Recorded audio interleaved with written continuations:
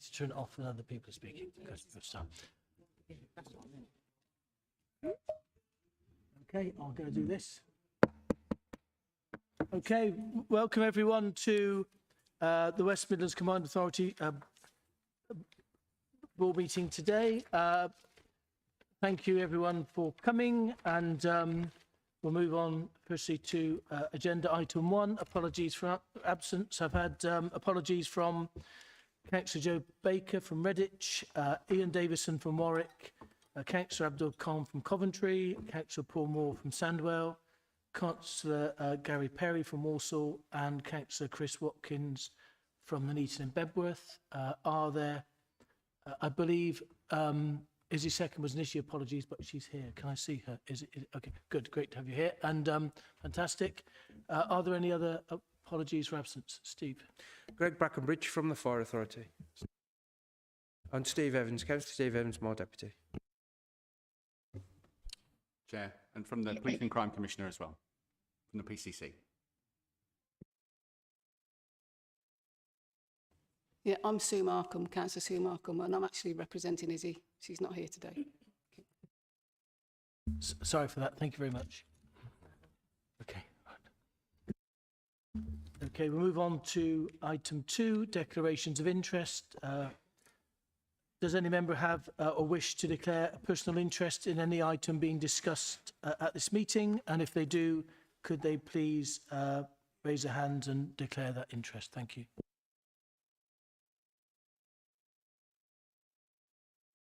Thank you. We'll move on to item 3.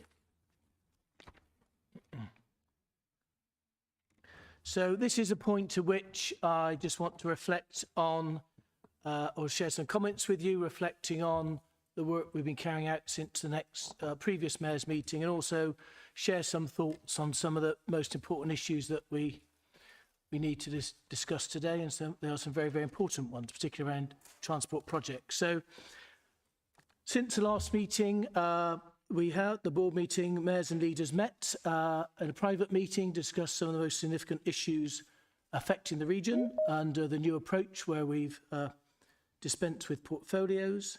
I've had some very positive feedback on the content of that meeting, which is fantastic, and we'll continue to work to ensure those meetings discuss the most important and relevant issues affecting our people in the region.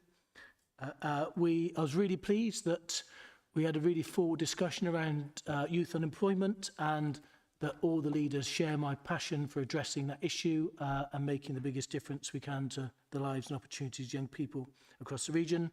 We also talked about some of my other priorities, including a programme of social housing will benefit not just people, particularly families in temporary accommodation, but also start to relieve, when we make progress, the pressures on local authority budgets and the resources authorities are spending on supporting those people in often very low quality and high cost housing. I then spent the pre-election period, the period working with my team, the civil servants at the combined authorities, looking particularly at developing more of a programme of support around jobs and skills, issues around the bus network, which we'll discuss today, continuing to look at plans and liaise with the front bench teams around homes for rent, and also the work that needs to be carried out about building the new plan for growth and economic growth across the West Midlands. We've had a general election since and a new government, and I was really pleased to be in number 10 with all the mayors, all the elected mayors last week, and we discussed the future plan and path for devolution and the responsibilities that will fall to us as leaders going forward, particularly around delivering economic growth, which is of paramount importance if we're going to raise living standards here. And I was really pleased that that issue was re-emphasised in the King's speech, and we look forward to further legislation, particularly in the English devolution bill, that will support the work going forward, not just of the mayoral combined authorities, but increase the role of local authorities too, very importantly, in delivering better services for our people, but also the growth that our communities so desperately need.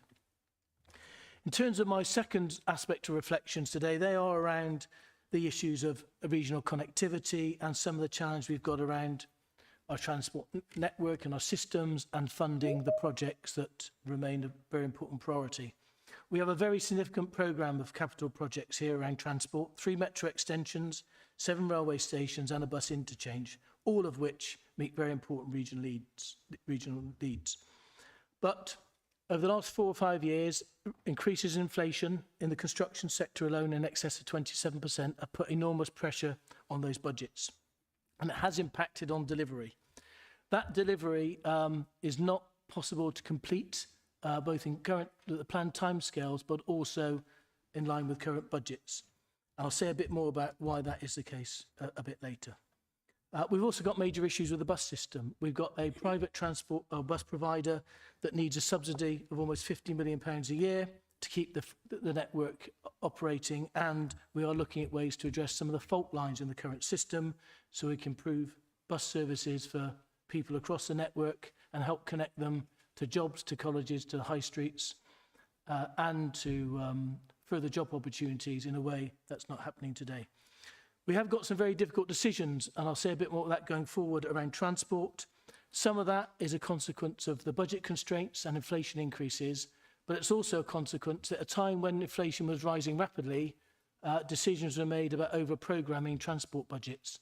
So that real envelope, which was around £1 billion for the current schemes, is in essence, 20% short than that. And we put additional pressure on ourselves, I believe, because of the approach to over-programming, which was, I must say, encouraged by civil servants at the DfT too. In terms of looking forward to what we do with transport and how we approach it, today is a day of reckoning for all of us. It shouldn't have taken, in my view, a mayoral election or the election of a new mayor for the issues we're discussing today to have come into the public domain. They are very, very serious and very important, and it mustn't happen again. I'm going to outline 5 things that I really think are really important if we're going to make transport delivery more effective, more transparent and more certain going forward. But first I want to say a few things about the budget we have to work with. And I'm not too sure, and I can't be certain, that everyone in this room has really understood the position of the previous few years. We have, to be absolutely clear, a budget of around £1 billion under the first regional transport settlement. And that's been referred to by my predecessor. That is still there. That money hasn't gone away, but the inflation increases we've suffered have diminished the real value of that spending envelope. And that has put pressure on current projects that are overspent too. So we have to do we have a lot less resource in practice to deliver projects with. So the focus at the moment is delivering those projects that are currently in construction and development, and meeting, in order to meet our budget requirements, of deferring some of those that have not started yet or are currently in business case. We have to make progress and start to complete those projects that have been in development, in my view, for far too long, and give them a sense of urgency that they perhaps haven't had previously. The other issue that has come up over recent weeks is the issue of this additional £2 billion. I also want to be clear with everyone in this room. That money has been allocated provisionally by the DfT, but that £2 billion isn't available today. That £2 billion is part of the next regional transport settlement that comes into effect in 2027. So the projects that we are planning to defer will be rolled into that next programme cycle. But to be absolutely clear, if you haven't been already, that money is not available for us to draw down at this moment in time, and that has never been the case. So be really, really clear with you all today about the spending envelopes that we're dealing with, in case in the past you've misunderstood or believe you've been misled. As I've said, the current projects that we're delivering will remain a priority, but some will be postponed and deferred until that next spending round. That is where we are now and where we will be until we work our way through the process and the review that I've announced. It's also the case that too many projects have been for too long and they've suffered cost increases that, in my view, need to be investigated further. The Camp Hill line, for example, the costs on that project have increased in the last 6 to 9 months by over 67%. And that project, in terms of its delivery, is now going to be delayed for at least another year. Again, I believe issues like that, projects like that, cost increases should have been shared and discussed more widely with leaders, and there should have been a better understanding of some of the causes for those increases and, equally importantly, the impact on the wider programme. So now is a time for us, all of us, to take responsibility, to step back, review our projects, look at the way we govern projects, decisions are made, and how people like myself and the Combined Authority team are held accountable for the delivery of those capital programmes in the future. We cannot continue to go on the way that we've been treating capital projects over the last 3 or 4 years. We need to change, and we need more clarity about funding, more certainty about delivery, and more clarity over delivery timescales. If we fail to do that, we're failing to deliver for people in this region, we're letting them down, we're hindering economic growth, and we're diminishing the reputation of this region to deliver significant projects. So I want to turn the page, working together with all the leaders in this room, to ensure we have more transparency about projects, more collaboration, and greater focus on delivery. And my plan is, in launching this independent review, is to tackle these issues head on and come out with a set of recommendations and an understanding in the autumn about what we need to do differently if we're going to deliver that certainty and that confidence going forward. And that confidence is really important because we're now working with a new government that want to devolve more resources, and we need to demonstrate we can credibly deliver any devolved funding in the future around transport projects and deliver regional projects within timeframes and timescales and budget processes and parameters in a way that we haven't done previously. So as the Prime Minister said after the King's speech, the era of politics and performance and self-interest is over. Now is the start of a new era of public service, and I will deliver that with you for the people of this region. Thank you. I'd now like to move on to item 4 on the agenda. These are relating to the minutes which were held at the previous meeting on the 14th of June. They're enclosed in your agenda pack, and I just wanted to clarify whether anyone has any points of accuracy to raise or any other matters that they have concerns with, and if they don't, can we agree that these are correct and a correct record of the meeting? Thank you. Okay, thank you. Good, thank you very much.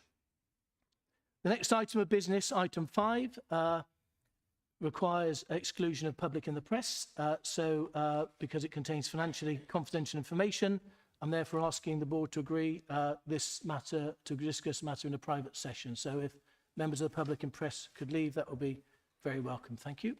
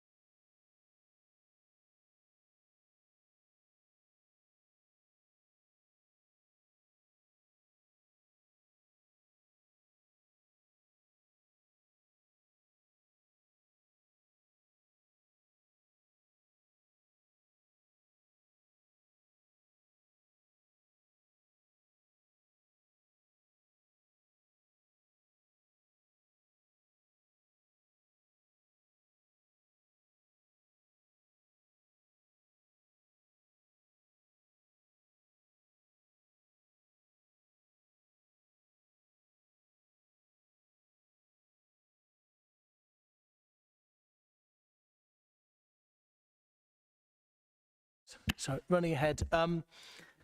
Yeah, so this is a point in time where we can readmit, the public and press to the meeting and continue our business in public. Thank you for rejoining us.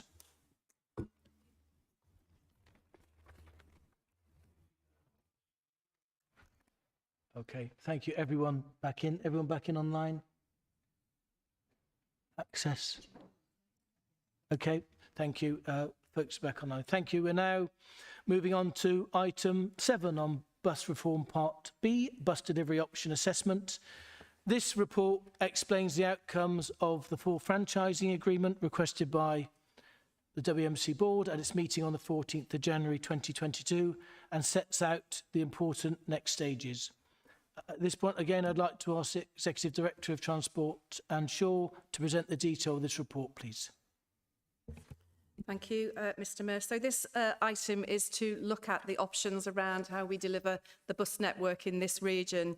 Back in 2022, leaders asked us to look at those options. That work has been undertaken by Transport for West Midlands and the Combined Authority. What this report is about is giving you that information in terms of what that is suggesting to us, and that franchising potentially would be the best option in terms of pound per pound, value for money, to deliver the bus network in this region for those people who rely on it to get to school, to work, etc. as well. The purpose of this report then is to ask, within the complex process that is around this looking at how we deliver buses, is to move to an independent audit to verify the information that has come back from the work that's already been undertaken. It's also looking to make sure that we give all local authorities full visibility of what that information is saying as well. So we're also looking to create an independent, not an independent panel, but a panel with local authorities and combined authority officers that can review all of the information and ensure how that is carried out as well, and then being able to report back to leaders. So the purpose of this report is just to give us the authority to enter into that independent review of the information to date. Thank you, Anne. Questions, please. Councillor Court. Thank you, Mr Mayor. And you've mentioned on a number of occasions the issue of delivery, and I hope the comments that I make now are going to be taken in terms of the spirit of doing the best thing for this region.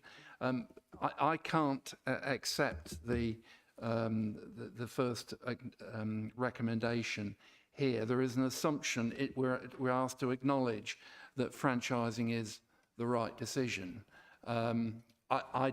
That might be the conclusion of officers.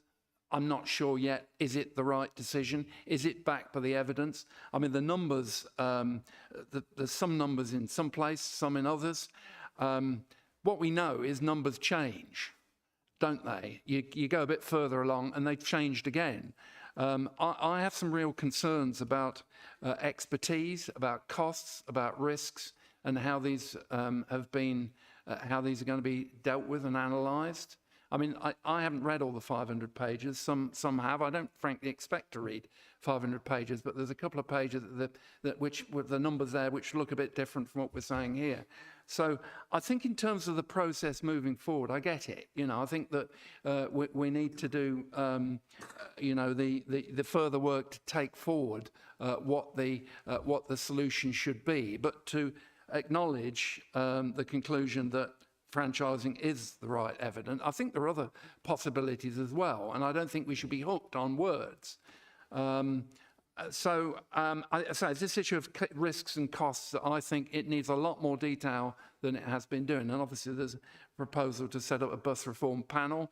I think we need great care there that through leaders we have a lot of scrutiny in what is going to be, how this is going to be taken forward and how it will be delivered. So at the moment, I can't support paragraph 1. I mean, I'm quite happy to abstain on this, but I don't think the words are right.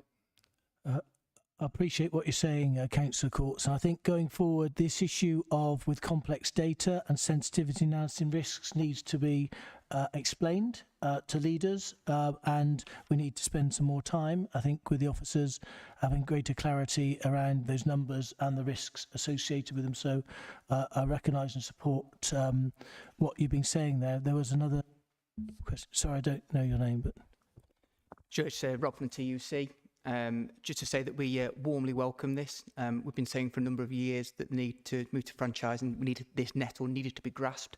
I think we saw in the previous conversation in terms of the managing decline and the sort of broken network that we've had in the in this region, that we do need to move forward. That franchising gives us the opportunity to bring this region together, to get the investment, to get the control, to ensure that people from working class backgrounds can get to work and get to school, and actually allow this region to finally compete. I think it's quite clear that we haven't punched our weight, and we keep talking about how Manchester stepped ahead of us, but it's about time that we moved at pace and were ambitious. So really warmly welcome this and look forward to promoting it with you. Thank you very much for those comments. Councillor Simpkins. Yeah, I can agree the paper in principle, and again, it'll always come back and revert back to leaders to make the final decisions moving forward. But I think that we've just seen a government that's hit the ground running, and the early messages that are coming out of the King statement are that if failing train operators and franchisers fail, there's a proposal for renationalisation. When we're preempting something that we should be having negotiations with the new Transport Minister Lou Haig to look at this specific problem that we face, and it would not just be us, to see what we can do, working in collaboration with government. There might be a possibility for us to ask early for some devolved powers straight with regards to transport. I've sat on the trains board that has no powers whatsoever. It was a complete waste of time, to be perfectly honest. It was just a talking shop.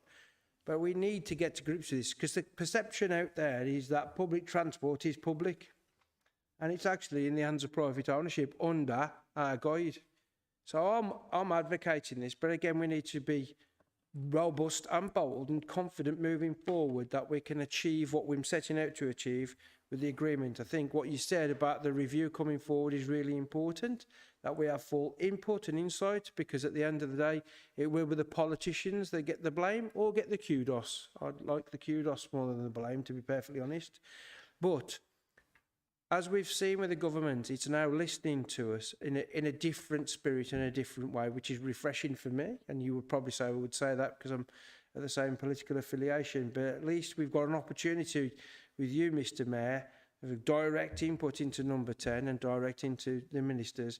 And I think we need to have those negotiations, and I think we need to make sure that we have a sustainable transport, not just for now, but for the future. It's important for us to be confident about the transport network. It's the only key economic driver that we've got in the region. Historically, the region's built around transport. So I think there's enough quality and intelligence within the room and within the CA for us to get to that position. And I'll be guided by what you say, Mr. Mayor. Thank you, Councillor Simpkins. The importance of this decision and the leaders having the transparency and being fully engaged in decisions is fabric to anything we do moving forward. And if we do move forward, I'll be working with you to ensure that we have the governance in place on those key decisions, but also that we set out the direction of travel clearly to the Secretary of State and identify those points or milestones in the process when we will need to engage with her and also the support and expectations we have of the Secretary of State in terms of supporting any of the routes that we seek to explore further. But was there Councillor Slade, thank you. Thanks, Mr. Mayor. I think I actually agree with some of the things that Councillor Simpkins said. Not all of them, of course, as you would expect. But I think there are some important points to reflect on here. It's a very long document. I don't deny that the consultants say it's the right way forward, but at the end of the day, and it does say in the report, it's a matter for us to decide. And I think where we are is we cannot be seen at this point in time to acknowledge the view or support the view that franchising is the right way forward. And there are a number of reasons for that. Clearly, there's an issue of transfer of risk.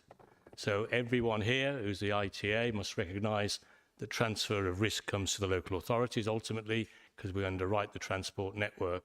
At the moment, much of that risk is borne by the private operators.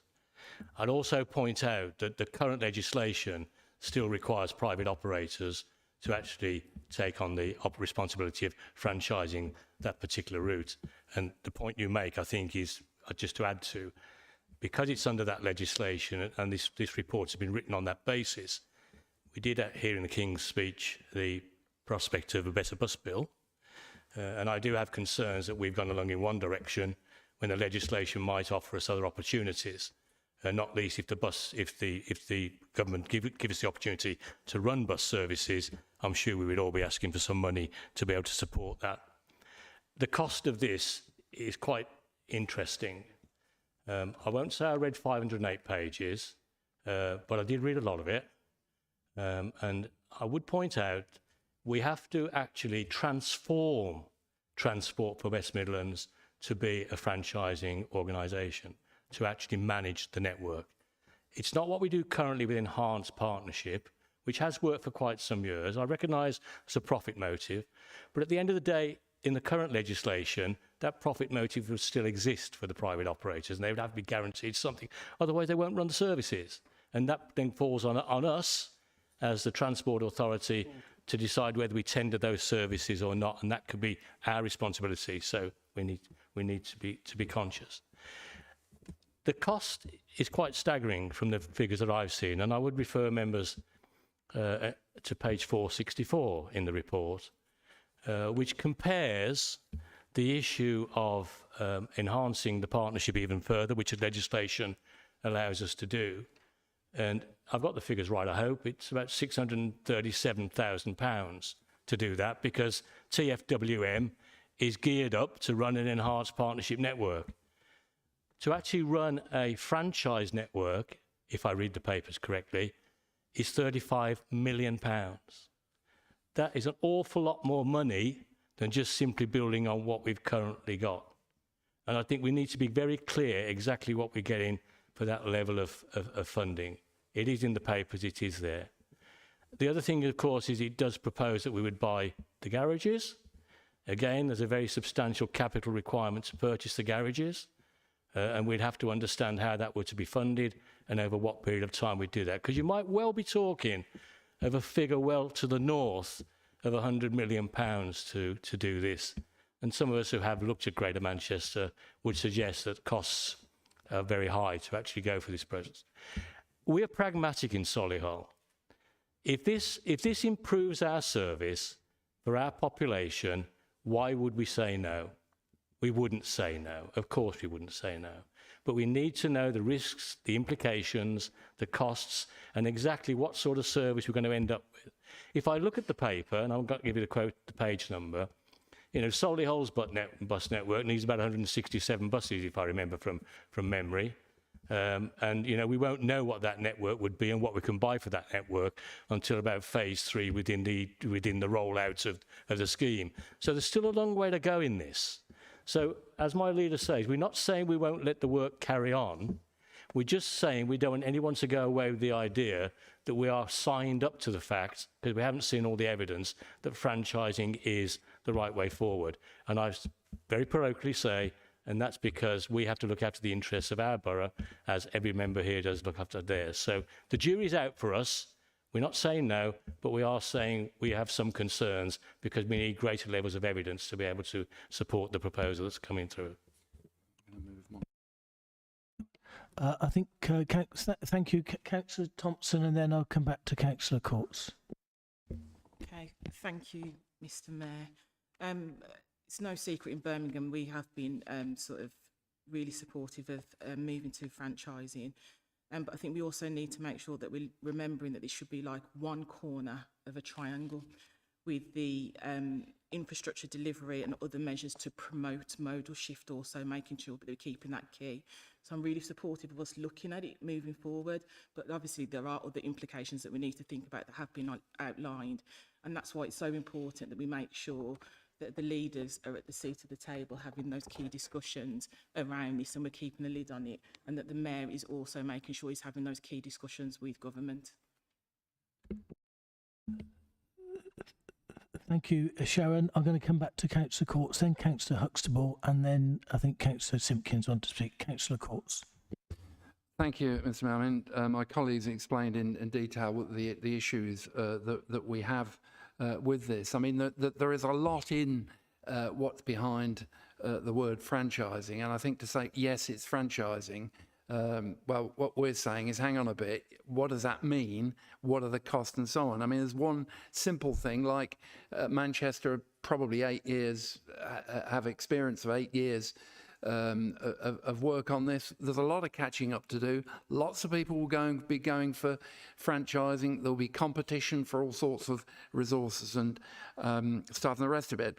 I mean, as I said, if it's the right thing to do, we'll support it. My objection is to the actual recommendation. I would support something like, we'd note the conclusion of the FFA prepared by the external consultants appointed by TFM, but then rather than what's there now, say, but the evidence is still not conclusive and that there's significant risks and costs to be clarified and alternative solutions may need to be explored. That's what I'd propose. Do you want me to read it again? Thank you, Councillor Courts. Councillor Huxtable. Thank you very much, Mr. Mayor. We know that one of the greatest barriers to people using public transport is cost. And I'll just make this one comment, is that recently National Express West Midlands increased their bus fares. In response to that, there was an official press release from the West Midlands Combined Authority pointing out that despite this increase in bus fares, that the bus fares in the West Midlands were still cheaper than those in Greater Manchester. So we're talking about Greater Manchester and their franchising, and yet in our official press release, we're still saying we still have the cheaper fares in the West Midlands. I'll leave that for people to think about. Thank you. Thank you, Councillor Huxtable. Councillor Simpkins. Yeah, but all the reports that have said to me is that franchising in the long term is better value for money. And if it franchises to us, we'll have direct control over the fare system and the fare box. That has been dictated by, for me, the operators that have gone out. And let's not be misunderstood. That we need to make a decision quite soon, because in January is coming fast. There's a potential for it to do. And so what we need to do is we need to make sure that we have got the information. Anything has to stack up in a business case, as we won't be making these decisions without that. It would be sheer folly.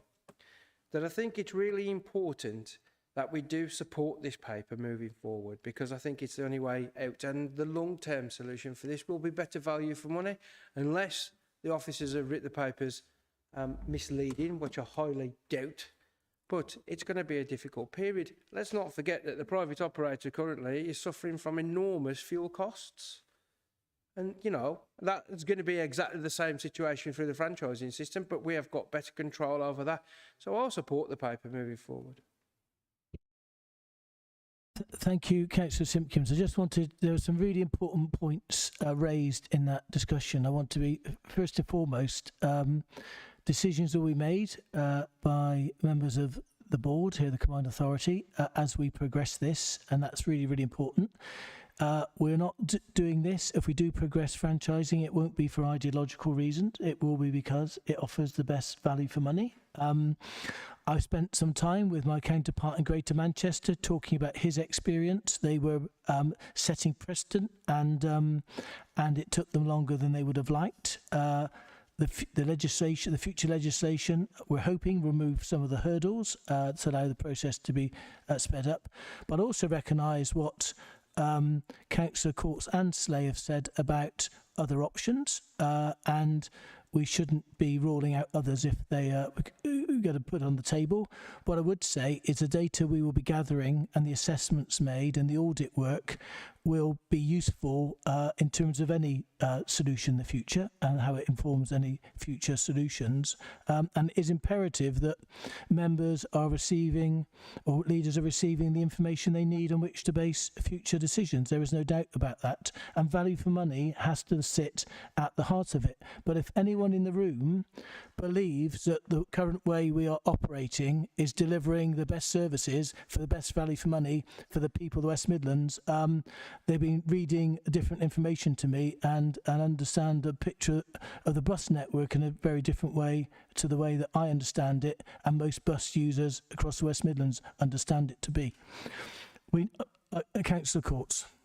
Just to be clear, the objection I raised is with decision recommendation number 1. It's not with the others, and I'd suggest that they be taken separately. And I have offered alternative wording for decision 1. I don't think there's any difference between any of us that we want a better system and that the current system doesn't work. The point is that the jury's very much out, and to say it's great, we'll support it with a cost distance of 35 million. I think it needs further work.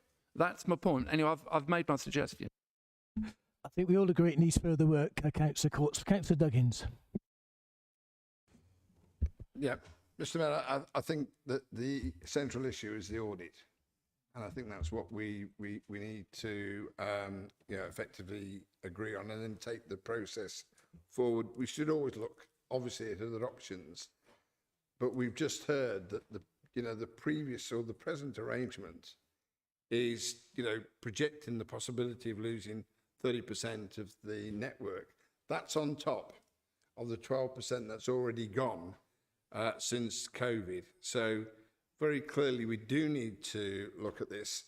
I think what also happens is there's a possibility that with this particular model, we would bring more operators into the equation, which at the moment, of course, is 95% in respect to one operator. And that one operator effectively is dictating, and there isn't any question about that. So I think this is a way forward.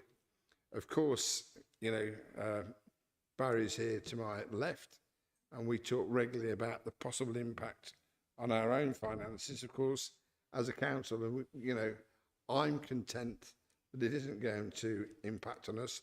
I haven't read, like Bob and Ian, I haven't had a chance to read any of the 500 pages, although I should do that. Probably take it away and, we'll go on a holiday and try and get through it, colleagues. But I can't guarantee that, to be quite honest. But, obviously, this is the possibility of, changing things for the best. And I'm with you. I think at the last meeting of the Combined Authority, the last meeting that Andy Street chaired, somebody talked to me, or it was lobbied by people who talked to me about ghost buses. And I, as a bus user like Bob, recognise that, and that's another issue. It's not just about it's not just about, of course, the network. It's also about, in reality, what happens. It's also about the amounts of buses that actually are missed out. It is a broken system, and I think this at least offers us a way forward to something different and hope something better. Thank you, Councillor Duggins. Does anyone else have any points to make? Okay, right, thank you. Andrew Burrow. I'm councillor from Solihull, but I chair the Overview and Scrutiny Committee. I was just wondering whether I could help out Councillor Court. I understand the point he's making.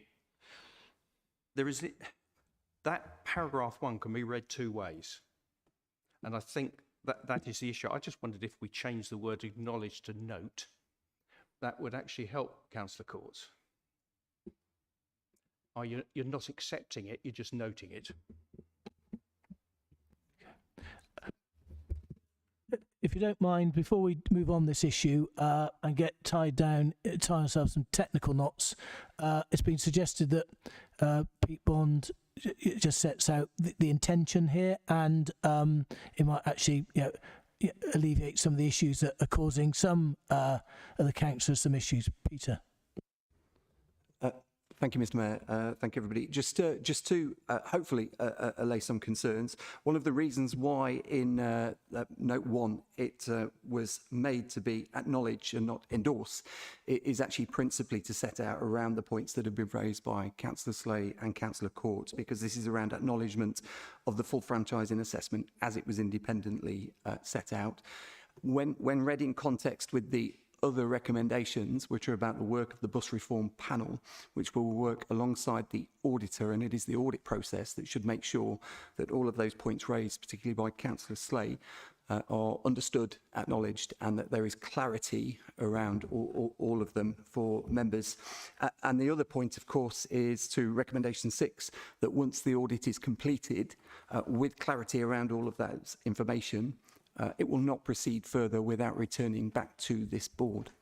So I just wanted to set those points out, and that also aligns with any legal expectations around the fact that we need to move to audit, which is a legislative requirement under the Bus Services Act 2017.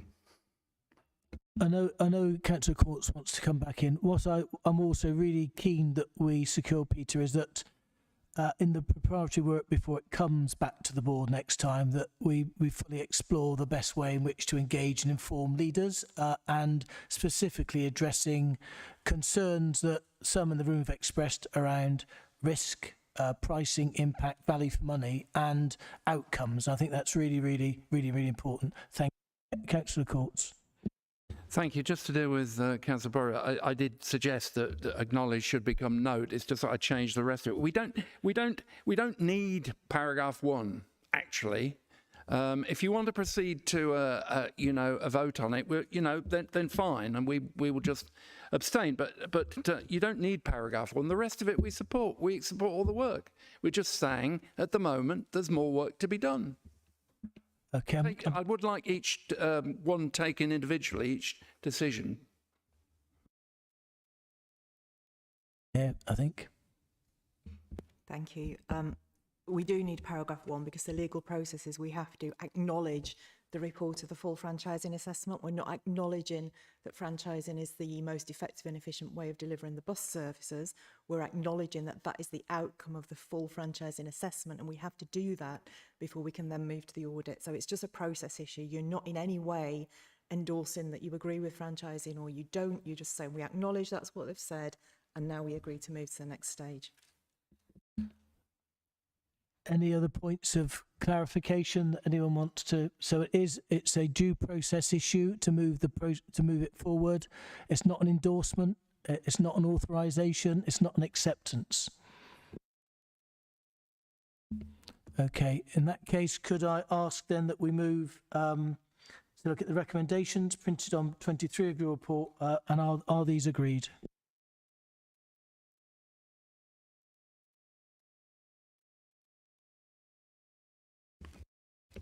Just to be clear, we'll agree to everything other than 1. Where we abstain. Noted, Ian. Thank you. Thank you. And that was, look, thank you for the contributions on that section. It's a really important part of the transport strategy for this West Midlands, and it certainly needs a great deal more exploration and work before we proceed. So we'll now move to item 8, which is the Wednesbury-Brierley Hill Metro extension.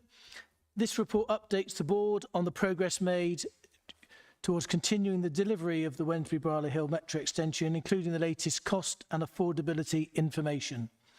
It also covers governance requirements and allows and facilitates for progress to be made in securing the required funding. I'd like again at this point, a busy day for Anne Shaw, the Executive Director of Transport for West Midlands, to present some of the details of the report. Thank you, Anne. Thank you, Mr Mayor. This is a report presented to you. If you remember, last year in June, we looked at financial strategy to conclude and complete the construction of the Metro extension through to Dudley, and making sure that we were able to sort of deal with the extension between Wednesbury to Dudley to keep it in place, whilst we resolve some of the affordability issues as part of that. There was some additional funding that was made available to us from the former department DLUC, which is subject to a business case. Within that report last year, we had funding that would take us through to Waterfront and continued work with colleagues at Dudley to take that through to Merry Hill. We've done a lot of work since then in terms of looking through the business case, and we're presenting to you the outcome of that business case today and seeking a recommendation to take, with additional funding, to take the construction through to the Merry Hill Shopping Centre. At this stage, we do not have the affordability to take it all the way through to Brierley Hill, but we will continue to work with colleagues in Dudley to make sure that we can in the future complete that full scheme, and obviously looking at the opportunities along the growth corridor that is coming forward within Dudley.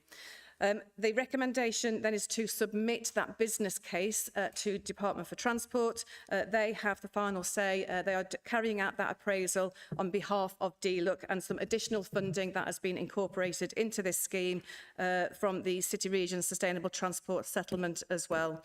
So I think that's probably just the basis of the report, and obviously open for discussion.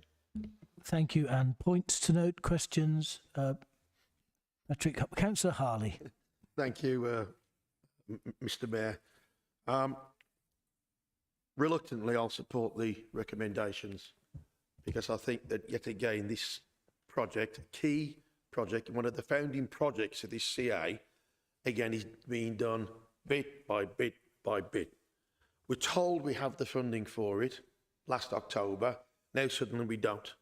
We were told the link from Merry Hill to Brierley Hill High Street, and there's clues in the title of the project, was 45 million last October. It's now 60 million. Now, whether we had the full funding or not, I really don't care, and I don't want to argue about that. But what I do want to make the point about is, and every leader should have concerns about this, because it'll be your projects next. When it's gone up from 45 million last October to 60 million now, there is no accountability. We're just told at each board meeting it's gone up. On the next two agenda items up, if you actually read every page of that report, I've found hidden in there that the Dudley interchange, which is just over the road there, the cost has gone up by 8.7 million due to some design flaws. No one has briefed me as leader of this authority. No one at all. I've had to find it out by reading through 100 and odd pages. That is not good enough, Mr. Mayor. When costs are increasing by these amounts, this board, every leader here who has responsibility for this, should be briefed. And I've had, belatedly, a briefing note on why the costs of Metro have gone up. And this is five reasons. TWAO delivered 12 months post-inquiry. Number two, handover of network rail corridor later than planned. Number three, impact of COVID and other global events on supply chains, materials and labour costs. 4, additional scope required due to site conditions identified in phase 1. And 5, the need to remain within financial governance to protect delivery of phase 1 to Dudley whilst funding solutions identified, reported and agreed. That's about as much use to me as me asking why did the Titanic sink and being answered it hit an iceberg. Not the technical, not the engineering know-how as to why the water flowed over every compartment, which caused it to sink. It just hit an iceberg. That explanation doesn't explain why those costs have gone up. And each constituent authority that has these projects, when the costs increase, we should be told why have they gone up? Have you held the contractors to account? Not just be told at a board meeting, Mr. Mayor, it's gone up by 5 million, 10 million, as with the interchange at the next report. £8.7 million. That's unacceptable. Now, on my own, there is, I think, a solution to the final section of this. Officers here have done some excellent work. We believe instead of 2,500 new homes along that regeneration corridor, we believe the figure is closer to 5,500 homes. So that does affect the business case ratio. It really does. So, Mr. Mayor, Anne Shaw and Laurie Shove have had that work emailed to them. That I believe a copy's gone to yourself. Now, if the benefits cost ratio from Dudley to Brierley is combined, then the average BCR will rise to 1.1. therefore tipping the BCR to the high street above the minimum threshold. I've already explained about why I just can't understand why the costs have gone up from 45 to 60 million from last October. However, if the Department for Transport is removed from the funding of that final section, and if this is funded directly by government through additional funds made available through the post-2025 single settlement, the appraisal methodology and decision-making can be determined at a local level, i.e. this board, the leaders and yourself, Mr Mayor. This would allow the business case ratio to be averaged and a positive investment decision made. DFT would still need to be advised, but they would not be responsible for the decision-making process. Now, I've simplified the above, and no doubt there'll be additional procedural obstacles to navigate, but it does sidestep the appraisal approach advocated by DFT, which is causing a technical obstacle. A ring-fenced additional award would also simplify the local decision over investment priorities, and that would then provide for this combined authority a can-do approach on how the funding is treated. So I will support the recommendations, but I would want the combined authority and the relevant officers to look further into the additional work done by Dudley officers. But, Mr Mayor, you know, other members have raised this, other leaders, and most notably Councillor Simpkins in the past. We do need to have a look at why these costs keep going up and really work together across the board to see how we hold contractors to account and push these costs back down. We do it individually as Dudley, Coventry, Wolverhampton, etc. We're not doing it as a combined authority. No, thank you, Councillor Harley. And look, we understand how important this is, that project is to you and Dudley, and you know, helping the people here get better jobs and lift the economy. The issues you raise, and they have occurred on other projects too, including the Camp Hill line.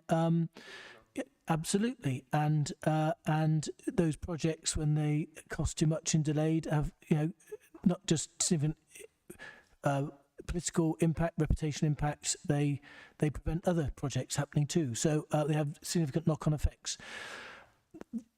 One aspect of the independent review, which we will, and I think you've had privately some scope shared with you as leaders, and I do want it to be independent, and there will be political representation working with the independent lead.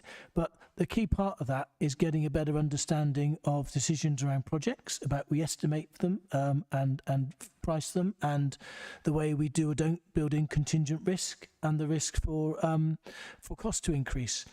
There's also the case, which is really important, about governance of those projects and how early findings and signals and understanding of cost increases and delays are shared with, and how leaders ultimately take responsibility for the delivery on their own patch. The leaders are briefed on the impact of delays and cost increases on the projects, and that should happen a lot earlier in the process.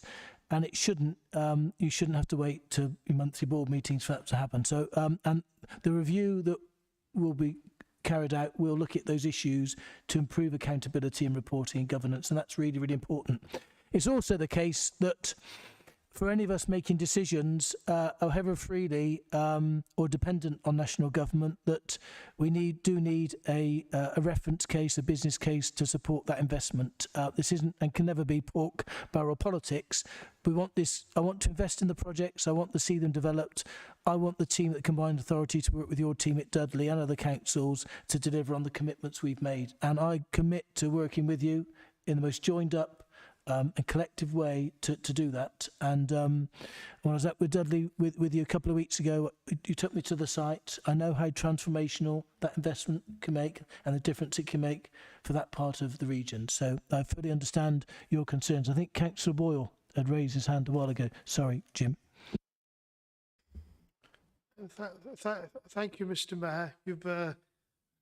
You've stolen my thunder a little bit, but I just wanted to make a few points on this, because the review you've announced, this sort of project is exactly the sort of project that review can, dive deeply into to understand it. And I feel, Councillor Harley's paying on this, because never mind what projects have gone on in the future about why this and all the rest is happening. It's already happening, you know, on certain projects in different locations within the West Midlands. But anybody could have predicted, and in fact it was widely predicted, that there would be overcosts and overruns on this particular project. And these light rail schemes, particularly going through city centre routes, are always hellishly expensive. I remember meeting with the ex-Transport Minister, Norman, I forget his name now, under the coalition government. He was a Liberal Democrat, not Norman Lamb, it was another Norman. Norman Baker, that's it. And he was the minister responsible for the Edinburgh route, and it proved so hellishly expensive they had to stop it dead, and it only ever had one route. So I think that was always predictable. We need to get under the skin of it, and we need to understand the points that you've raised, Councillor Harley, about how it is that these projects that are spending hundreds and hundreds of millions of pounds of taxpayers' money, the first time anybody hears about overspends or overcosts are at meetings like this, that is wholly unacceptable. I've been a member of the Combined Authority Investment Board since it was first set up in July, I think it was June or July 2016. Before Mr. Mayor, there was a mayor. You were still in gestation at that period, and I can tell you that in all of that 8 years' time, not one single report has ever come before the Investment Board in relation to Midland Metro or any of the costs relating to any of the extensions. And yet every single project of a certain value, of certain importance, always comes through the Investment Board.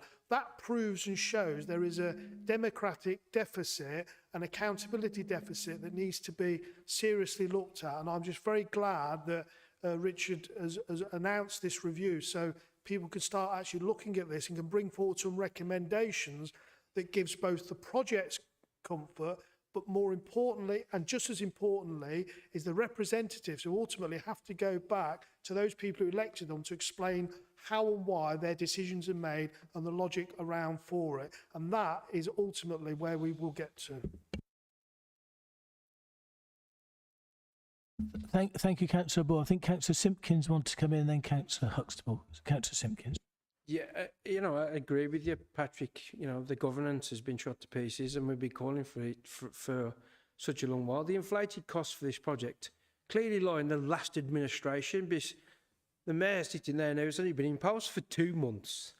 So it is vitally important that we get to this. And also the mutual beneficiaries, as I understand it, have reneged on their part of the bargain. So that needs to be taken into consideration. But again, under the review that we've all asking for, and we've talked about previously, everything must go through a stacked up business case. It has to, because that mitigates the risk. And it's the risk that we're mitigating. As been said earlier, each local authority in the 7 Mets underwrite everything in the combined authority, not just transport, the whole kit and caboodle. So we need to be a lot more astute when we propose these projects. Also build in the slippage, that increase of costs. Who could have predicted that when these sort of things was doing that we'd be in a pandemic? Who could have predicted the high levels of inflation? No one can do that, because if we'd all got a magic ball, there's a few magic balls in my Conservative group back at home that point these things out. But can I say to you this? It's for us to lead on this, and it's for us to get these projects right. And it's for us then to cut our cloth accordingly, to demonstrate to government that we are confident in what we can actually deliver. Far too long and far too many times before previously, we've committed to absolutely everything. It's time for us now to look really seriously about the finances moving forward, so as we can be expansive and ambitious. Again, I don't want to sit here for another 2 or 3 years, God willing, and manage decline. Thank you, Councillor Simpkins. I've got Councillor Huxtable and then Councillor Slay. Thank you very much, Mr. Mayor. The one thing this project has in common with the Camp Hill project that has been referred to is the use of rail corridors. In the case of Wensbury to Briley Hill, a disused Network Rail corridor, And when this review comes forward, I think we also need to look not just at contractors, but also the role of external partners such as Network Rail, because my understanding is that one of the reasons is for the delay and increased cost is the poor condition of the disused rail corridor that wasn't properly maintained by Network Rail, especially around the Parkhead viaduct area. And this needs to be explored, and whether that's in terms of due diligence beforehand, but also holding to account our external partners like Network Rail for the handover it in a fit and proper state for some of these schemes. And finally, just a very minor comment, but I know officers always put in a deliberate spelling mistake to check if I've read the papers. We are talking about Wednesbury to Briley Hill, subparagraph 5 on page 38. We can't even spell Briley correctly, and I would ask that be amended. Thank you, Mr. Mayor. Thank you very much, Councillor Huxtable. The issue you raise around working with other partners and stakeholders is fabric to any review and project delivery, as is risk mitigation, by the way, when we set out on projects, having a better understanding of the risks to which those projects are exposed and seeking to mitigate them and pricing those risks in a more commercially astute way. Councillor Slay. Thanks, Mr. Mayor. I think the debate has moved from Wednesbury to Briley Hill Metro extension, which I think is what we were talking about, to the issue of review of the CRSTS programme, which I think members have moved into, which is the next paper, quite frankly. However, I just want to make a few points, because I think we have got into this issue with perhaps not understanding all of the governance arrangements that are in place for actually managing these programmes. The business cases for these were put forward in 2022. I'm talking about the CRSTS programme now. Were put forward in 2022, and they were actually brought forward by Councillor Ian Ward. And this board signed off on all of those. And when we negotiated with DFT the governance arrangements around those, we were required to submit a regular report to DFT on the status of all of those programmes going forward. At the investment board next Monday, we take the summary of 23-24, and it tells you exactly where every one of the programmes that we have in the CRSTS 1 scheme stand. So to indicate that perhaps we have had our eye off the ball, I just don't think is absolutely true. Again, I've read the report, and it would be true to say that from a financial perspective, there are about 19% of the programmes which are in jeopardy with regard to not having all the finance supported. 44% of the programmes are in fact amber rated, often for supply chain reasons and mobilisation of contractors and such like. So my question is really, we talk about a wider review in little 5 in the recommendations. But I'm not too sure what that review will actually include. Is it a review of all of the programmes that we have, other than those where there are diggers in the ground? Or is it a review of those 19% where the full financial package has not been agreed? So my question is who's been consulted on this? Who's determining the scope of it? And I would put a case forward that each of the local authorities should have some involvement to understand what the implications are with regard to those programmes that have been agreed, have been governed. For people to say there's been no oversight of this, I just don't think is, quite frankly, the case. And as I've said, this matter is regularly reported as to where these programmes lie, and chapter and verse is given on every one of those programmes as to why there have been delays, what the obstacles are to actually delivery.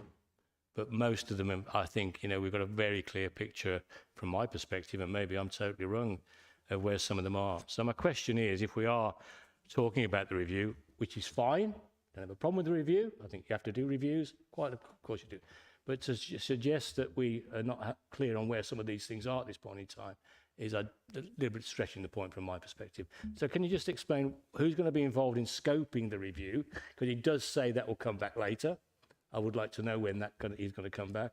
And equally, who's going to be involved in looking at the scoping of that to decide which programmes are going to be reviewed. Wensbury to Brierley Hill, we've already said, Councillor Harley has said, needs a review, and I think Councillor O'Boyle has said others have come up, which he thinks do. But can you just explain to me, Mr Mayor, where we're going to go on that? Most certainly, Councillor Slay. So I, having received information from officers, having been elected, I was frankly shocked and surprised around the extent of the delays and the cost increases on projects, and particularly my understanding was that those hadn't been reported necessarily on a timely basis, and information around some of those projects had not been shared with other leaders in the way that I would have been expected. And those comments reflect the comments that others have made in this room today already, frankly. And that's why, in terms of the scope of the review, that will be our meeting leaders next Friday, and we'll be discussing in a very open way the scope. It needs to be carried out collaboratively. There will be an independent chair looking at it, but it does need to look at some specific projects and not just bad practice. There will be projects that have worked well as well. So I want some comfort and some confidence that the way we plan, deliver, price, cost, estimate, build big business cases around projects in the future, give not just me, but every leader in this room and every councillor responsible for transport in their councils, greater confidence and certainty about the delivery of those outcomes, delivery within cost estimates that we've got a better understanding of, and within timeframes that commitments are made to. And the feedback I've had in conversations, and not just with Councillor Harley but with others, that many members and leaders in this room do not feel they've been kept up to date with developments, or have not had the clarity or the visibility of delays and the impact on their projects that they would have found helpful. And that's what we're seeking to do. But the precise scope and terms will be agreed with leaders, as will members of it, and they'll be working with me to select and identify the independent chair. Thank you. Any other comments before we move to the recommendation? So thank you. I think, again, a very worthwhile discussion and a very timely one, given the importance of transport to this region and our respective roles. So can I now move then to the 9 recommendations on page 37? Are these agreed? Okay, thank you very much. Okay, so now on to that we may well have spent some time already, Councillor Say, merging those issues. But I think it was, I don't think it was right to intervene in the previous discussion, because these issues are joined up and relevant, and they give rise to the impact, and certainly have started to. We're pivotal to the review, my suggestions, recommendation of the review that I've referred to. So this report is the more substantive one that looks at the capital programme as a whole, and some of the challenges we face and the pressures on budgets. And there is a solution prepared and set out in the report that gets us through. And it's not a fudge. It gets us through the next phase of the first regional transport settlement in a way that delivers those projects that are currently in development, and defers those that we can't finance within the current spending envelope to the next regional transport programme. But I want to re-emphasise there is a commitment to carry in with all of those projects. It's simply a timing, and it's simply about delivering what we can within the current financial parameters, and delaying some of those that can't be accommodated at this point in time. Again, I'm going to ask Anne Shaw to come back and just outline again the key ingredients of the report and the rationale for the decisions you're recommending. Okay, thank you again, Mr Mayor. Yeah, so this report sets out a number of projects that are in construction where we are having additional budget pressures. The first point I want to make is that these are unvalidated costs, but obviously because of financial regulations, we need to make sure that we manage the full risk around the finances as well. I want to reassure members here today that there is quite a lot of work being undertaken to challenge those costs, to work with contractors and and others who are in the delivery as well, to make sure that we have a robust outturn in terms of managing that risk down as well. But obviously we need to remain within financial regulations, so we have looked across a number of schemes that are not yet in delivery. We want to make sure, however, that those schemes continue with their development to make them shovel ready for the next tranche of funding to be delivered as well. So we're not removing any project from the programme, we're just changing some of the timescales around when some of those will be delivered or in the next CRSTS period, whilst we deal with the financial challenges on those projects that are in construction to make sure that we maintain ourselves within the financial regulations. Obviously, the main one that is in there is the Camp Hill Cords, the 3 stations that are in South Birmingham. Really important project for Birmingham and the residents in that location. We want to make sure that those stations open. They have been waiting for an awful long time, not just since we've had the authority to construct and do that as well. So we want to make sure that we do that, and the work continues on those stations, and the decision today will ensure that they complete. There are some other projects that are in the list that we need to make sure are taken forward and completed as well. But obviously through the governance that Councillor Slay has just set out, and also through the Overview and Scrutiny Committee for Transport within the Combined Authority, these are being regularly reported. Thank you, Anne. Councillor Duggins. Mr. Mayor, one issue, very, very simple. It's a presentational issue, because this report effectively is in the public arena, but the appendix is a private appendix. And frankly, I believe that should have warranted 2 separate reports, because it could be very, very easy for any of us to quite inadvertently stray into the private sector, and that would cause us a code of conduct issue. So I would ask that in future, something like this, we don't have that hybrid of a private and a public report on the same agenda, colleagues. Can I just explain, the appendix is relevant to the decisions in the public report. So the way that we're dealing with this is that we are assuming that members have read the appendix. If any member wants to discuss the items within the appendix, then we will move into private session. But providing you are only discussing items in the public report, we can stay in the public report, but we cannot take them as 2 separate ones, because you would have a decision on the public report without having considered the exempt items. Councillor Duggins. Mr. Mayor, I don't accept that at all, because on many occasions in our own authorities, we take decisions on a public report, we pass that public report, and then we go into the private part of the agenda later. This clearly should be set out in 2 separate reports, and I really don't accept that as an argument. It's nonsensical, and it is out of keeping with our own experiences. So I'm going to leave it at that. But people could easily, they could easily have strayed into the private report when they shouldn't have done.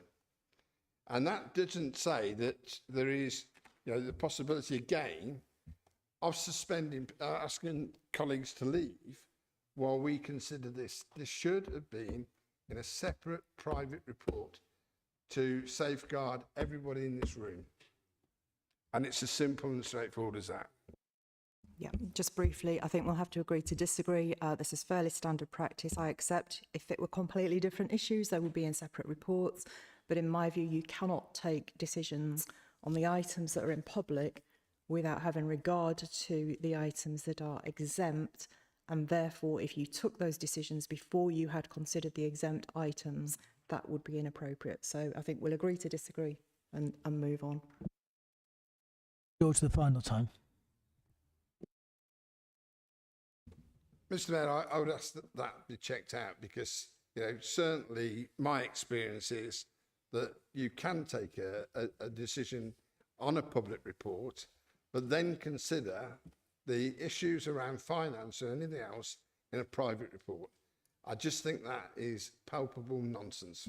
Okay, we'll clarify that with you and others in the room to ensure that we've got the clarity and purpose, and we address those issues if we need to go forward. Councillor Courts? Yes, Mr. Mayor, there's reference to Crust 2 in this paper, indeed, in the spillover projects and the rest of it. But could I just ask you, Crust 2, that is an approved programme from government. Is it? I mean, we are assured that that's approved, and is that in line with your discussions? So it was approved by the previous government, and we are assuming at this stage that we will be drawing down those funds from 2027. Until we hear otherwise, we will assume that the case.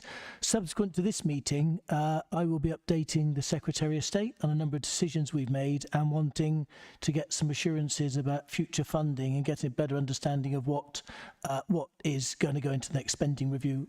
And I have had no indication that those commitments won't continue to be met. Thank you. Councillor Simpkins. Just on the cost what of increases that way, who's propagated the report? Is it internally from Transport for West Midlands or MMA, or have we got consultants in to do this? Because there's caveats either way. One's a cost for us to tell us to suck our own eggs, and two, the issue that we've just debated about this is it robust enough for us to come forward?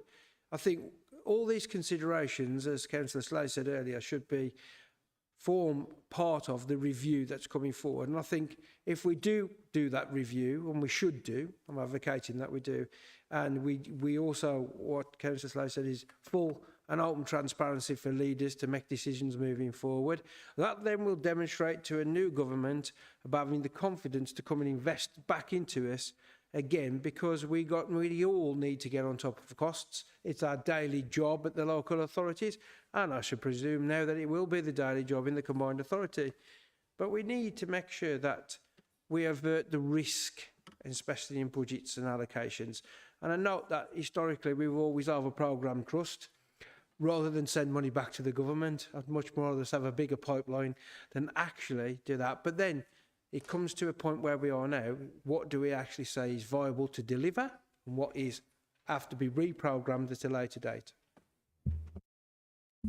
Thank you, Steve, and some points very well made there. And particularly, I understand the logic and the good sense of over-programming, but in a period of very high inflation, it's left us exposed, and some projects have got to be deferred. The key issue for me is having far more transparency on the decisions around that, and for leaders particularly to be briefed a lot sooner in that process, so that we can manage the situation rather better than it's been managed since the data has been made available to me. So are there any other comments or points on this issue? Yes, Adrian. Oh, sorry. Councillor Huxtable. Thank you very much, Mr. Mayor. Under 5.8, one of the projects deferred is Aldridge Station. I don't know if Councillor Andrew is going to make this point, but I see this as an opportunity to actually look at the scheme again, because the scheme proposed is a one-platform station, and I would like to see it looked at as part of a much broader scheme, which includes the reopening of the Sutton Park line, includes a new station in the Castle Bromwich area, as identified in a Combined Authority Future Station Study Plan, and to actually look at this in a more holistic basis rather than this station in isolation. And I think that would deliver a lot more benefits along that whole rail corridor, both to Walsall, but also in terms of providing the transport infrastructure needed for the sustainable urban extension at Langley that was identified as a major growth area. Thank you, Mr. Mayor. Councillor Andrews. Thank you, Mr. Mayor. Yes, some of my thunder's just been taken. We are, in Walsall, we're incredibly irritated and angry about the delay to the Aldridge project, because it is vital, particularly with our focus on the heavy rail network in our borough. We haven't got the benefits of the tram, and I doubt that we'll ever see it in my lifetime, particularly with the costs that we see. I have to say, I do welcome the comments made by the Mayor that these are deferred, they're not cancelled, because we might be having a very different discussion. And I think it's also incredibly good that the development money in these projects, particularly for Aldridge, and I'm not going to repeat what Councillor Huxtable said, but that's what we want to do.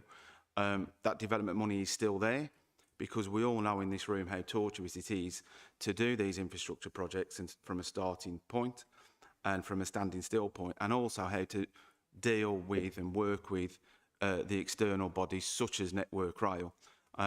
So to still have that on the agenda is incredibly helpful to us. We're also quite irritated that the sprint has been delayed as well, because the added benefits that was going to bring to Walsall Town Centre to improve our transport connectivity in Walsall would have been really good. But again, I'm pleased to say that it's deferred rather than cancelled. I do also welcome the comments about the review, and I wasn't going to comment previously because I was going to make it part of this report. I have had very similar experiences to Councillor Harley with regard to Willenhall and Darliston stations, where information has been like getting blood out of a stone on the issues that have been surrounding the delays and the cost implications in Darliston and in Willenhall. And oftentimes, not because of the combined authority, certainly not because of Walsall Council, but again because of these organisations outside of our remit that we really do need to get topside of, such as Network Rail. So we will happily work with the combined authority in order to make the Aldridge project a better project, and a better project for taking cars off the road and improving that connectivity in Aldridge and the wider Walsall area. Thank you, Councillor Andrews. Look, every project on this list matters. When we go through or forward and we talk about reporting on project progress and issues, we need to be really transparent. Everyone in this room needs to understand the progress of those projects, the funding allocated, spending to date, and if they're in development, the state of the business case work and how important the business case work is to securing final funding in a far more transparent way than has been the case before. And I think previously I will say that announcements have been made about projects that have given them a degree of certainty that hasn't been there, both in terms of timing, budgets and business cases, and that needs to be addressed. And Patrick, Councillor Harley has raised that more than adequately already this morning. Councillor Courts. Thank you, Mr. Mayor. 2 points. I think we're in danger of supporting Councillor Duggan's point about we're drifting into private sector section of this report. So we need to solve that problem that Councillor Duggins has made. Second point is, can I suggest that we should have on the forward plan a report on stations? I mean, a number of us have an interest in this. You know, it's of importance to our people. We ought to be discussing it properly at a future agenda item. Very happy to do that, Councillor Courts. Councillor Harley. Yeah, thanks, Chair. Just a quick point. The Dudley interchange, I think the cost envelope was 24 million. If you read through these papers, that increase that I wasn't told about, Deputy Chief Exec wasn't told, 8.7 million, that's a third. That's a huge increase. And it's down to a design challenge. Surely design challenges should be met at the start of the project, not when we've actually demolished the bus station and we're trying to build it. Now, this comes down to, I believe, compliance issues. Had my senior officers not informed me of something as serious as that, then I'd be asking them to clear the desks, quite frankly. So this review, this audit that you're undertaking, I really do welcome it, and your approach is refreshing, and I'll give you credit where it's due. But it has to include compliance by officers of the Combined Authority, Travel for West Midlands and Metro Alliance. It has to, because people who are managing these projects that we are held accountable for when it goes wrong, they are not accountable to the people out there. We are. So we need to have a review of compliance, because clearly compliance has failed within the Combined Authority. Thank you, Councillor Harley. We'll be discussing the scope with all leaders and you'll be signing up to that and we'll work it through with you. And it's so important we learn the lessons from what we've discussed already so that we can keep the projects back on track. Sorry, what's...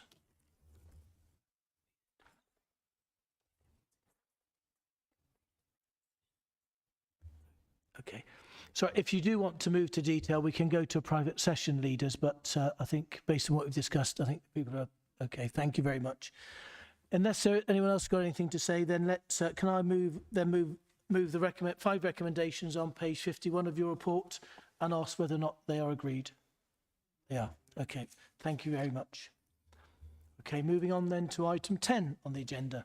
And so this is the report is an update on WMCA finances as at the end of May 2024.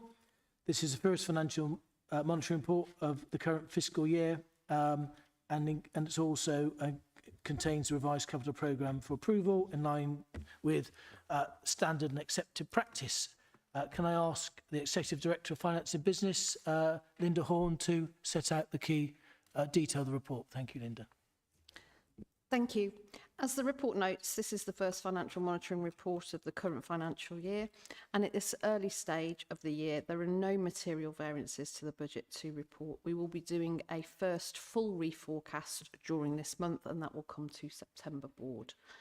Both the revenue and capital budgets have, however, been slightly revised since you approved them in February, and that is simply to reflect some additional funding that's been secured since that date, and also to reflect the latest programmes. At table 3, there is specifically a revised mayoral office budget presented here for approval following appointment of our new mayor, which remains within the funding that this board approved back in February. The report also contains a number of updates, including the Treasury Management outturn for the current financial year, which I can assure you that was fully compliant with all regulations and within the approved strategy. And notably, it also highlights the steps in progress between officers across the region to ensure that the CA maximises its regional spend allocations of the UK SPF fund. But that's all I was going to say, and I'm just happy to pick up any questions. Thank you, Linda, and thanks for all the work you do on budgets and finance for the Combined Authority. I know it's quite a complex picture. Mr. Simpkins. Yeah, it's just on that last point about the UK Prosperity Fund. We need to make sure that we can spend all this. Businesses have been suffering for such a long time. We need to go back to the drawing board and repurpose this for each 7 Mets so as we can actually get this out the door. It really is important that we support as many local and small businesses across the region. And I think there needs to be more work that needs to be done for us to get that. What the question for me is, why aren't we at this stage where we've got 65 million that's still floating around in the system? I think that does need to be looked at for the future as well. Thank you, Mr. Mayor. Thank you, Councillor Simpkins. I support what you've said. Any other comments? Okay, thank you. In that case, can I move to the recommendations on page 73? 14 of them. Are these agreed? Okay, thank you. Thank you very much. Okay, so the next item on the agenda is the forward plan. This sets out the key decisions the CA will be asked to make during the next 6 months and is included within the agenda for members' information. Is there anything Helen Edwards, the Director of Law and Governance, wants to add to the plan at this stage? Nothing, thank you. I think it's self-explanatory. Okay. Any other comments? Okay. Thank you very much. Can I then ask the forward plan be noted? Is this agreed? Yes. Okay. Courts? You've got the thing in about stations. That's yes. Yeah. No. Noted. Thank you very much. That's a very important issue. Thank you very much. Okay, then let's move on to item 12, the Investment Board. Sharon Thompson has chaired the first meeting. I'm going to ask Sharon now if there's anything she wants to bring to the attention of the board this morning. Thank you, Mayor. I think the minutes reflect the meeting. The one thing I will say about the minutes is just that I took the chair as the interim whilst some governance concerns were being addressed in the background, so I'll take that until those have been resolved, and then the group can go back to deciding who will be the permanent chair for this year. Aaron, any comments on investment board? Okay. Susan Jeanette from Stratford Yes, District yeah. Council. I'd just like to be able to say a particular thanks for the help that was given to us by the West Midlands Combined Authority staff. They don't always get the thanks, but we do appreciate the work that was put on. And this will unlock a site not only for wider cultural quarter, but particularly important to us is the ability for us to be able to provide 118 at least very much needed new affordable homes for the area. That is much appreciated, but my particular intro today is just to say thank you very much to the staff for all their help over the getting this over the line, and we also will welcome you to come and visit us at an appropriate time. Thank you very much for those comments, and it's very pleasing to hear it. The staff worked very hard on this agenda, and I'm pleased that non-constituent authorities can benefit from the work that we're doing across the region. And I look forward to visiting. I think there might even be a date in the diary, I hope. Thank you very much. Any other comments on investment board before we? Okay, we just note the agenda minutes then. Thank you very much, and we'll move on to item 13, overview and scrutiny committee. Councillor Andrew Burrow, thanks Andrew. You chaired this meeting. Is there anything you want to bring to the attention of the board this morning? I think there are just a couple of points to note. We've deliberately put back the work we've been doing on brownfield sites regeneration for two purposes. One is to have a discussion with officers about a specific recommendation, and the secondly is to do a bit more work on the numbers and how successful in delivery this has been. And the second thing is, and this is relevant to you, Mr. Mayor, given the government's devolution agenda, the careers approach across the country is highly fragmented, and we're going to do some work on that. But you might want to get in some career lobbying to try and get more of that under the control of the combined authorities with the 7 constituent authorities. It is very, very difficult to navigate through this. Thank you for those comments. I've got a few things I'd like to say. Thank you for those, Andrew. But before I do, has anyone else got any comments they want to make? Okay, on those issues, a couple of things. On the brownfield issue, I've written to the Secretary of State asking for greater flexibility and freedom, the way we use those resources so we can deploy them to best effect. We're hamstrung, and some of the resources we've got available risk being stranded if we can't deploy them, which is wasteful, and we need every pound we can get to reinvest to make a difference, particularly on brownfield sites and across the Black Country. And on career service employment support, when the current Secretary of State was in a shadow position just before the election, I had a long conversation with her, and there is a real ambition to devolve more resources around career support and employment support to our regions and to the combined authorities and to our councils, so we can far better effectively drive those issues and those agendas down. And I'm really pleased that at the last leaders meetings we held, there was uniform and unilateral commitment to addressing the challenges of youth unemployment across the region. And I hope with additional resources around employment support and career support, we can make a really effective long-term change to the hopes and aspirations and opportunities to particularly our young people across the region. Councillor Courts. Thank you, Mr. Mayor. I thoroughly support the prospect of further help. I mean, we have an active programme on employment support. Local authorities have the ability to deliver on some of these. We need the extra support from government to do it. Thank you, Ian. I wholeheartedly agree. And what I've also learned in the short time I've been in office is that there's great work going on across the region, and the difference you're making on the ground is changing lives of young people. So I really appreciate the great work councils across this region are doing on this matter. So thank you very much.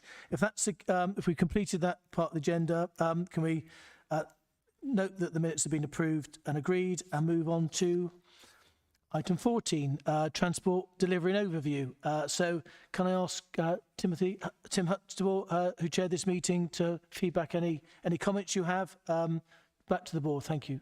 Thank you very much, Mr. Mayor. Well, the first thing to say is that throughout the whole of last year, I don't think there was a quorate Transport Delivery ONS committee. So I was really pleased that the first meeting of this municipal year was absolutely quorate. We've talked about transport delivery extensively during this meeting, and just to say that the Overview and Scrutiny Committee is there as a critical friend to ensure transport delivery of a lot of the projects that we've talked about today and those projects that we haven't. I've also like to point out that we have member engagement groups that can do a deep dive into specific issues, and I really would like to enhance the role of those member engagement groups in terms of reporting, commenting and influencing programme items. And we have each member engagement group has a scrutiny champion on a cross-party basis. So I very much hope to empower those scrutiny champions to make as much of their member engagement group as possible in fulfilling the role of the Overview and Scrutiny Committee as being that critical friend. Very much forward looking to working with the member relationship manager in terms of the how scrutiny can work more fully. And finally, just to say thank you to all the officers for all their support in helping me take over the role as chairman. Thank you, Mr. Mayor. Thank you, Councillor Huxtable, and also for taking up the role and the role that I hope you play in the future. It would be really good to meet with you to discuss your role more fully over the coming months, and also as we develop the scope in terms of reference for the independent review. Obviously, I'll be really keen to share that with you and to get your input at key stages into that work. So, are there any comments on the report that Councillor Huxtable's just made, or his comments? No. Okay. Thank you very much. In that case, we'll move on to, well, we'll note the minutes and the feedback and move on to the next agenda item, 15. I'm sorry, folks, that those of you in the public and press are excluded from this item on the agenda. So if you could leave, that would be very welcome. Thank you.